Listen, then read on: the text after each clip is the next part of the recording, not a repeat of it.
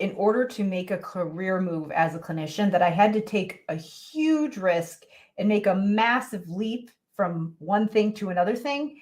But that is actually not true. And I actually wanted to talk a little bit about a strategy today that I call the micro experiment for clinicians who want to map out the next stage of their career and figure out how they can find creative ways to be of service with their clinical skills so that they can make a bigger impact with their services. So I'm Karen Dudek-Brannan, and I recently created a live event that's going to be happening in a couple weeks that is designed to help clinicians to really create a vision for their next career move. So this was going to be ideal for people who they might be, again, if they're an SLP, an OT, a physical therapist, a social worker, psychologist, or any other specialized service provider who is providing therapy for kids. If you're providing therapy and you know that you could be doing more with your skills and you're thinking about what the next stage of your career might look like and you're not really sure what to do, then you're going to love this event that's coming up. It's called the Clinical Leadership Roundtable. And I'm going to be walking you through a process that's going to help you to map out that next stage of your career and start to kind of create a vision for how that might look for you in a way that, makes you feel aligned and fulfilled in the work that you do. Now, there is one key strategy that is going to be part of this roundtable that I refer to as the micro experiment. And this is something that I kind of came up with intuitively as I was doing my own career exploration back when I was working in the school system. So I started out as a school SLP. I was in the schools for a total of 14 years. And during that time, I was getting my doctorate in special ed, getting my director of special ed credential. So I had a lot of possibilities that I was considering. I was thinking about if I wanted to start a private practice, if I wanted to go into some type of a leadership or supervision position, if I wanted to go into higher ed. And then there were some other possible business ideas. And even I was even considering some corporate positions because you can get positions doing research and analysis and education as well. So I had a lot of options and I had a lot of interests. I really felt like I loved my job in the schools, but I really was ready for the next challenge as far as how I could use my skills, but I wasn't quite sure where to go with it. So what I did was I did these, I refer to it as a micro experiment, but what it is kind of a mini test run that enables you to do the job that you're considering doing, or at least do a version of that so that you can kind of explore and test it out.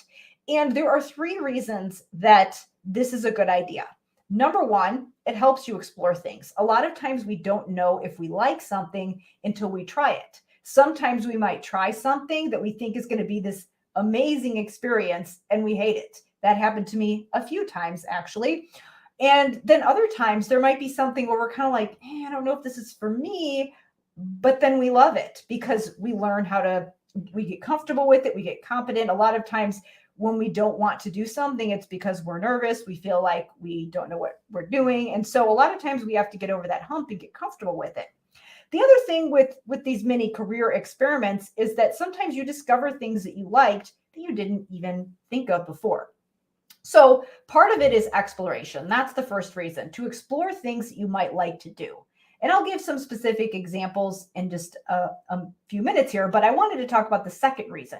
So the second reason that these micro experiments are a good idea is because they give you experience. They help build up your portfolio. When I was a school SLP, a lot of times when I was thinking about these administrative positions, I had kind of a hard time because people just still saw me as the SLP who works on ours. They didn't see me as someone who could be a curriculum director or somebody who is running the entire special ed programming, even though I knew that I had the skills and the knowledge to do it.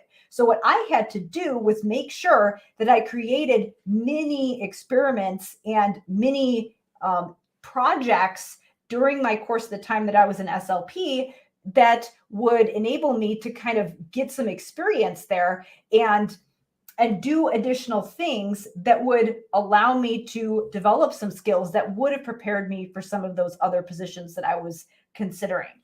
So that is the other reason. That's actually a piece of advice that I got from one of the superintendents for a position that I interviewed for and didn't get. That was one of the things that he said was, you really, we know that you're a good SLP, but that's all we heard from you. You need to show us how you can do these other things and really think about the position that you're applying for. And if you haven't been in that position yet, you have to create the experience in the job that you're in now. And you have to be a leader right now so that people can see you as that. So that was a really good piece of advice that he gave to me. So that's why that's the second reason for doing these micro experiments. So again, first reason is your own exploration and exploring your own interests and trying to discover new interests and trying to rule things out.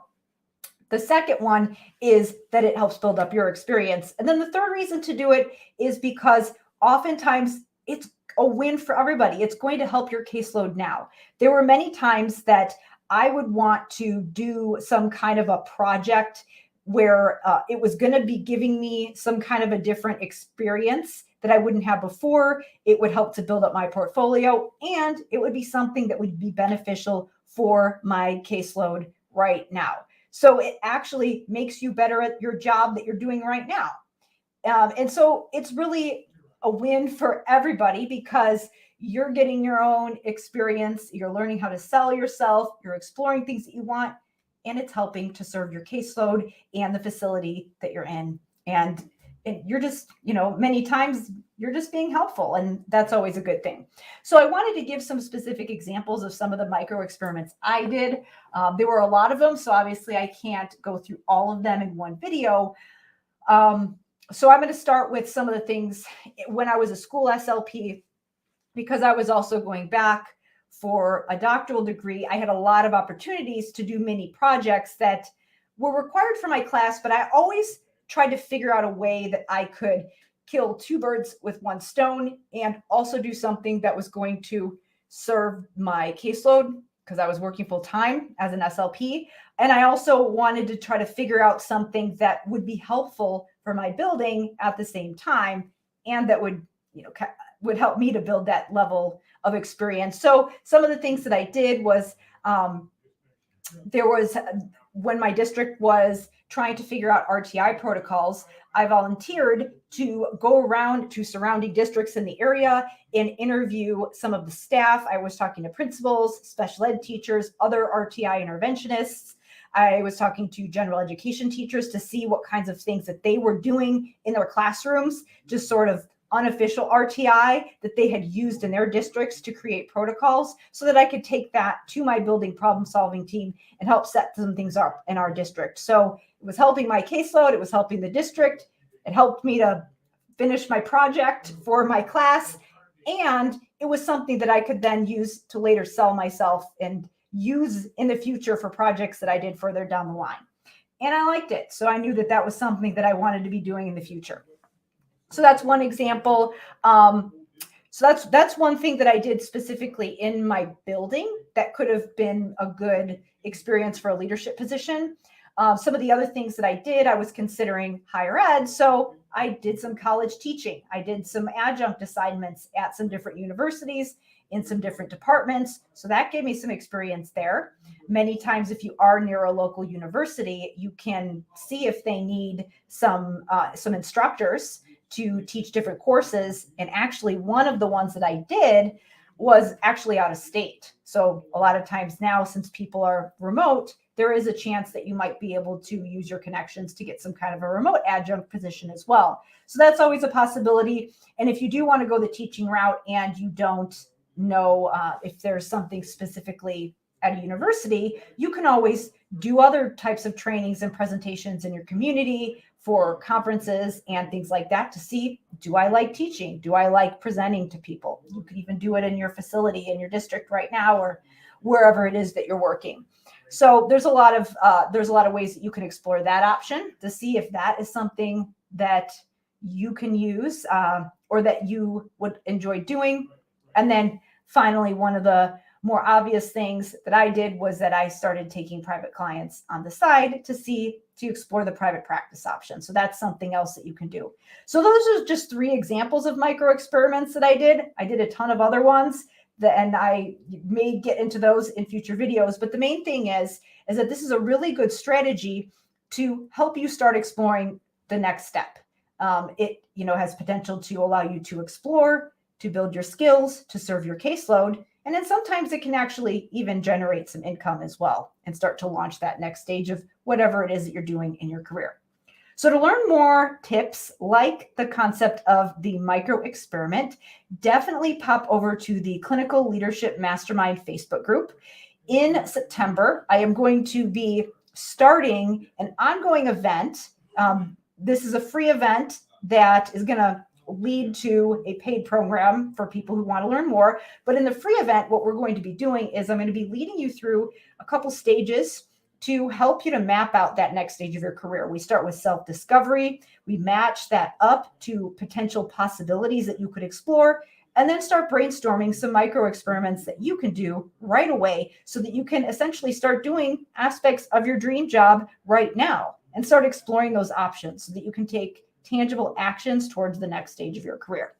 So that live event is going to be happening in a couple weeks in the Clinical Leadership Mastermind Facebook group, and it is going to be an ongoing event that you can participate in.